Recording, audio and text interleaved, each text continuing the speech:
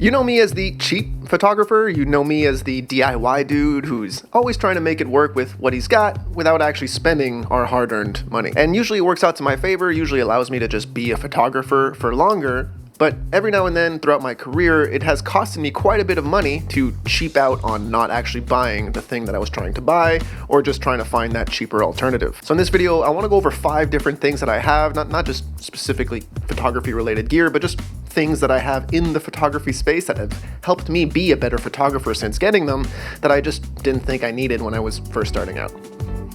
So let's get into it.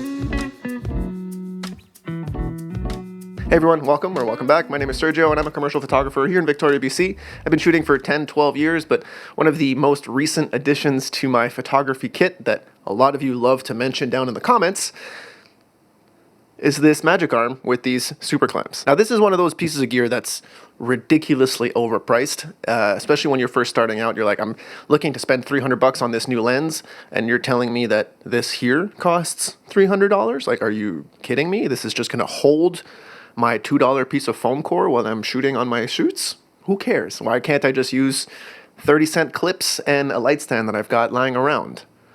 And yeah, sure, that does work, and you can get away with most situations without using a magic arm. But the decisions that you have to make on set, or when you're shooting, or when you're with a client, and you have to spend that extra 3 minutes to make it work with something that you don't have, or like a DIY version of this, or a cheaper alternative of this that doesn't actually stay in place because it's not from Manfrotto and it's not as sturdy as these guys are. Oh no, if I don't have this very specific piece of gear, I will never be a successful photographer. Like, no, of course not. But I have noticed that ever since I have this, I use it on every single set. I use it all the time for all my shoots. I'm always thinking of, oh man, I should buy a second one. Oh, I need 3 of these already. It's basically taking away a light stand, and it's a very compact form factor. If you're not familiar with magic arms and super clamps, get familiar with them. There's some types of photography that won't need this, at least while you're actually shooting. But even if you just keep this with all of your gear, it'll be useful in your studio or in your closet, which brings us nicely to the second most important thing that I have now as a photographer that I took about 10 years to get, and that's a studio space. All right, so yeah, I guess I have a studio now that I didn't ever have, and I've always looked at it as just an extra expense. I'm like, wow, how am I have to pay for rent, and I have to pay for my phone bill, and I have to pay for food. Now you're telling me I also have to have enough money to pay for a secondary rent just to hold my stuff and and that is a lot. It's a big ask. If all you do is make money through your photography, it's a big ask, and it's more expenses to add in. But I do think that if you have the extra money, if you have the ability to invest in your photography, even if you don't do this as like a full-time job, I think buying or looking at the studio space opportunities in your neighborhood is going to be so beneficial to your photography for a multitude of reasons. Now, for the main reason I think of, that when I think of why I'm so happy to have a studio space now, you know what, there's multiple reasons, but the very first one I would say is just glorified storage. Any fans of the channel know that I used to do my videos in this room as well, and I've seen it, you guys have seen it from a bunch of different angles, and you've seen it with a whole lot less furniture behind me, because it used to just be light stands and a folding chair and a few like paper backdrops and things, because this whole living room section, this like 10 by 8 space, 10 foot by 8 foot square space, little rectangle here that I have, was my entire shooting space. And I've worked through a bunch of different like living room spaces, or trying to make it work where I'm not supposed to be kind of spaces, but having a dedicated space where all my stuff lives, I actually have to go to work, go grab my things in order to go shoot or whatever. That mentality is so beneficial to your photography that it's something that I couldn't even fathom when I didn't have it. And now that I have a studio, there is no amount of hardships in my career that are going to make me not want to get another studio. Like I don't ever want to be in a place where I don't have a studio as a photographer anymore. I don't want to, even if it's like a room in my house, as long as it's a very dedicated room and it's like there's nothing else, like I only go in there when I go to work and I only come out when I'm done work, then sure. But if you have like the ability to have a space that's $500, $1,000, maybe $2,000 a month, something that is dedicated to you just going there, turning on your headspace, being like, oh, today or like now, I'm officially a photographer. Until I leave this place, all I do is photography. There's no distractions. There's nothing else happening. Bijou's not here with me. There's just me and the studio and nothing else.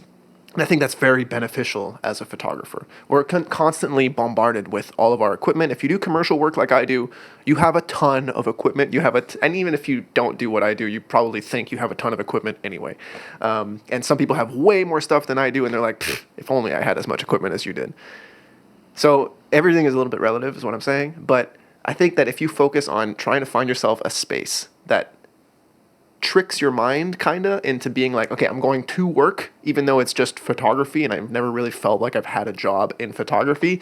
Now it's like, okay, well, I can go to work, I can go edit at that place, I can go do this, I can work on new concepts, I can be nothing but a photographer when I'm there. And the additional fun of the glorified storage and not having to be bombarded with your stuff. And even though, like, I lived alone in here, it was easy to be surrounded by my things. I love my things. I'm a photographer. I love cameras and tripods and things. Like, that's fine. But not being able to come home and unwind, or finishing work and then coming home to just more tripods and more C-stands and no living room, because I also didn't have a living room by then, it's annoying. And it takes its toll on you for sure. And I think the money that I spend on my studio space far outweighs the peace of mind that it gives me as a photographer. And let's not forget, like, credibility, like, look, if you do a Google search in your neighborhood, there's a lot of people that are probably working out of whatever location that they can. And I was that person for a decade. Every shoot inquiry that I got, the first question back was, maybe not what's your budget, but usually the very first question was, okay, where are we doing this? What location do you have in mind? Can we make it work here? Oh, I'm going to go try to scout like some abandoned building so that we're quiet. Or I'm going to try, like, it's annoying to not have a dedicated place to shoot. And instead of thinking of, oh, I need to spend that $5,000 on the new R5, well, maybe $5,000 is $500 a month for a whole year in a studio, So just try to think of what that money can give you. We're going to end up spending all of this money in photography anyway, but I do think that if you spend it in rent, if you spend it into a studio space, it'll be much more beneficial to your photography than another thing that you can spend that money on. Keep it in mind. All right, next up is going to be a second body. And I know, again, it's a thing that maybe people don't really think about, or it's like, oh, why would I spend twice as much money on a camera than just the one? It's a modern camera. It shouldn't break on me. It'll be fine. But the thing is like, our cameras aren't mechanical anymore. They're computers. They're ones and zeros and circuits and motherboards. And like, it's not just, you press a button and then there's a mechanical lever that comes up and it opens and closes the curtain. And like, there's so much more complexity into our modern day cameras that, if anything, they're more likely to break. The Leica M6 doesn't break. The Leica M11 always breaks. There's a difference here. It's made by the same company, but digital versus physical still has limitations. And if you are showing up on set and your camera randomly overheats and you have to wait an hour for it to come down, and now you're missing this shot, or you're there with a client that can only be there from that to that, and now you can't shoot because you don't have the equipment, well, you're going to not only miss out on that specific job, you're going to miss out on other jobs from that client, and they won't trust you anymore because you're not that trusted source. I'm not saying you have to buy the exact same camera like I did. I have 2 identical R8s, and I love the fact that I can swap from one camera to the next, the exact same mapping of the buttons. I keep the menu system very much the same. Maybe sometimes I have one for photo, one for video. I can very quickly swap between the two. Everything is very streamlined between the two. Now, maybe you have an older body from the same camera manufacturer as your current one. Great. If you want to upgrade, let's say, your camera with a newer version of the camera that you currently have, also great. But just don't sell your old camera. Keep it with you. It'll come in handy when you don't think you need it. You're not, like, accidents happen by accident. You never plan for an accident. So you have to just be prepared when they do happen, and having a second body on you is definitely going to help you in your career because it's helped me in mine.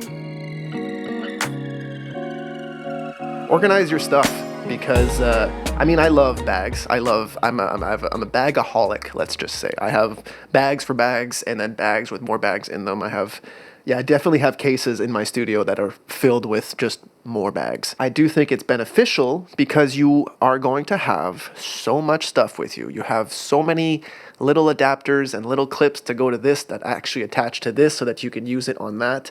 And there's so many different little, tiny little bits and bobs that happen in photography. There's not just a camera, a lens, a tripod, and a plate. There's a lot of tiny little things, and you're probably going to end up misplacing something at some point in your career. And the more you can get on top of your organization, the more you can be analytical about where you put your stuff and kind of Casey Neistat that way of like everything has a place, the better it's going to be and the more beneficial it is going to be for your photography. The less you have to keep thinking about all those little decisions, and you can just focus on being a creative individual, which is the biggest goal of this photography journey. Now, finally, the last and most important thing, if you want to be successful as a photographer, if you want to make money in this game, we have to deal with people, and we have to make sure that they know who we are when they need a photographer to work with. And I think one of the least obvious things to do that will help your photography, and that might sound very counterintuitive, is to go out to a bar or go out to a coffee shop or go out to a watering hole of sorts at least once a week and keep your chin up and try to make some friends, try to talk to some people. Now, I have this experience myself. I do think that it's beneficial. I have met people. I have met business owners. I have met people whose friends were business owners who needed photography down the line. I've built connections with local bars that ended up being like, oh, you actually do this stuff too? Do you want to work with us? Just being the friendly face and being like a familiar face in your society or in your community, I guess, is going to help the people around you know who you are. And it might not be an obvious one. It might sound like, I'm not telling you to go get wasted and to lose your decorum and be like a bad representation of your business. Like, no. But it's a great way to meet people and to get outside of your social circle, when you're not just busy working and just looking at a computer screen and editing and doing nothing else.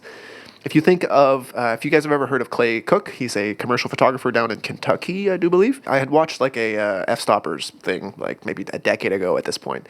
And he says something how he credits his career to nights out at the bar.